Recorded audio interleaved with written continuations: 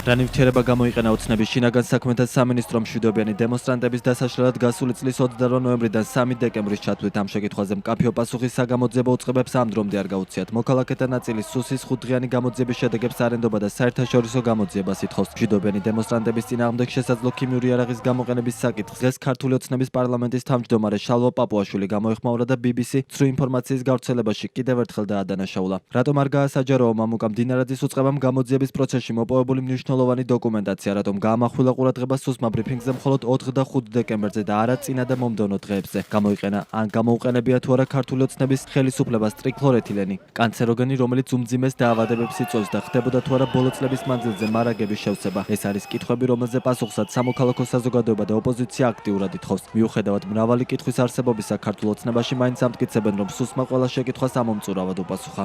ეს იყო აბსოლუტურად ორკესტრირებული თავდასხმა ქართულ სახელმწიფოს, რომელიც შესულდა BBC-ს, ევროპარლამენტის და ქართველი რადიკალების და მათი მედიის ხელით.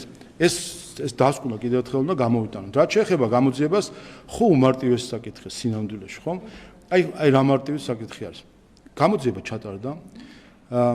აბსოლუტურად გამჭვირვალე იყო პროცესი, მალე ყველა დეტალი, ყოველი ნაბიჯი გამოძიებისა იყო ინფორმაცია მიეწოდებოდა საზოგადოებასაც და მედიასაც. გამოძიებულია კითხვები გაისმა. არის კითხვები, მობრძალით აგერ დევს გამოძიების მასალები, ჩახედეთ.